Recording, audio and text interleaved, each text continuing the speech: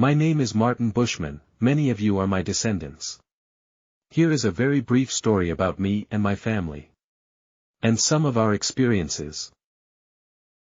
I was born in 1802 in Strasburg, Lancaster County, Pennsylvania. I am the seventh child of 10 children. My father is Abraham Bushman and mother Esther Franks. They were both born in Lancaster County, Pennsylvania. His grandfather Johann Heinrich Bushman was from a small village of Mackensen, near Hanover, Prussia. It became a part of Germany in 1870. I married Elizabeth Dagun March 20, 1827 in Bart Township, Pennsylvania. She was a beautiful young lady. She had dark eyes and dark hair. She was born in Holstein, Switzerland. She immigrated to America in 1816 with her father John Caspar Dagun and her stepmother Maria. I was a farmer for most of my life, as that was the occupation for most of America at that time. My wife Elizabeth and I had 10 children. Sadly only 5 grew to be adults. The first 7 were born in Bart Township or Strasburg, Lancaster County, Pennsylvania. I will not talk about some of the children that died young. Our fourth child Jacob Bushman was born in 1830 and lived to be almost 89 years old. He died in Fairview, Utah. Sarah Ann was born in 1833. Her married surname was Rhodes. She died in Lehigh. The seventh child was Martin Benjamin, born in 1841. He lived to age 86 in Lehigh. The eighth child, John Bushman, was born in 1843 in Nauvoo, Illinois, and lived to age 82 and is buried in Joseph City, Arizona. The 10th child was Elias Albert Bushman, born in 1849 in an area known then as Highland Grove, Pottawatomie, Iowa near Winter Quarters, Iowa. He died at age 76 in 1925 in Lehigh.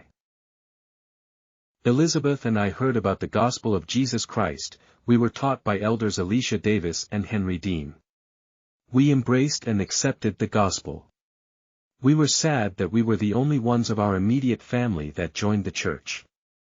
Following our conversion, we desired to join the main body of the saints in Nauvoo, Illinois. Before departing, we took most of the summer, fall and winter to build a home for my parents, Abraham and Esther Franks Bushman, in Bart Township where they lived. In 1842, we departed with our 4 children along with the Henry Kearns family to Nauvoo. It was a 1,000-mile journey to Nauvoo. We arrived July 16, 1842.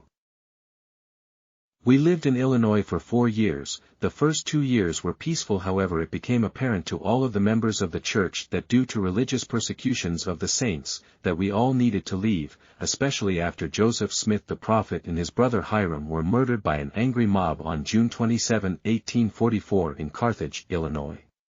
The mobs became angrier as time went by. We continually had to guard our property. Homes and fields were burned and lives were continually threatened. One member was threatened by his neighbors that the mob would be back tomorrow to burn his house and fields if he did not leave the Mormon church. That family immediately left their farm and moved into Nauvoo for safety. My son John Bushman said later in his life, "It was like the saints were all in mourning and like sheep without a shepherd." The Bushman family felt deep sadness as they left their home and the beautiful temple that they worked so hard to build. My son, Martin Benjamin, later remembered seeing his parents driven out of their home and had to leave their crops in the field. They took a few provisions in their wagon and bid the city they loved goodbye.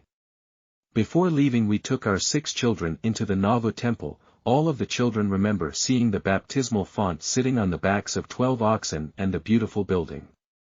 We then departed Nauvoo in unusually cold wet weather, going across the Mississippi River into Iowa. All of us were feverish and sick and were not prepared for the unusually cold weather. There were many others' families also departing at that time. There is some confusion of our exact departure date because I did not keep a journal. However, I believe that we were with the last of the saints to leave. The first group of saints left in February in the dead of winter. There were about 2,000 to 3,000 saints that departed with Brigham Young and crossed the icy Mississippi River into Iowa, with almost 500 wagons. They arrived in Winter Quarters, Nebraska, in June 1846. We had loaned our wagon and horse to some of the departing saints to get across the river. We were not sure we would get it back again, but fortunately we did. Later, we traded our horse for a yoke of oxen to make our trek. The second group of approximately 10 to 12,000 saints departed a month or so later in the spring of 1846. They traveled quicker through Iowa in 4 to 5 weeks. The last group of approximately 700 to 1,000 saints departed in September 1846. The exact date of our family's departure from Nauvoo is not known for sure, but it is believed to be between the 10th of May when the farm we lived on was sold. It had been owned by Edward Hunter, and September. My son Jacob and I had also been helping farm for a Mr. Bunnells across the Mississippi in Montrose, Iowa area a few months prior to our departure. My life history is not complete. The exodus was so sudden and unprepared for. We had hoped we could stay just a little longer to harvest our crops and then leave. But the battle for Nauvoo came much sooner. Our church leaders had negotiated a time frame with the mobs, however the mob did not abide by the agreement. The anti-Mormon party wanted us gone immediately. At least 3 people had been killed and several dozen were injured. Everything became very chaotic very quickly. Everyone basically left without much preparation and few supplies. We had not yet organized with the other saints that were still in Nauvoo on how we could travel together. The mob stormed into Nauvoo in mid-September 1846 and gave us 1 hour to pack up what we could and get out of Nauvoo. With bayonets pointed at the saints we all threw together what we could and left. Many homes were burned and also the crops in the field. It ended up we basically put what we could in the wagon and the family hitched the wagon to the oxen and left fearing for our lives. After crossing the river we organized near Montrose, Iowa, then started the 500-mile trek to Winter Quarters. As we crested the butte in Iowa we looked back and could see the temple standing majestically there across the river. With tears in our eyes we said our last goodbye to Nauvoo. The journey was harder because all of our family were sick. A few weeks into the journey and adding to our despair our 6th child Elizabeth, almost 9 years old, died on October 12, 1846.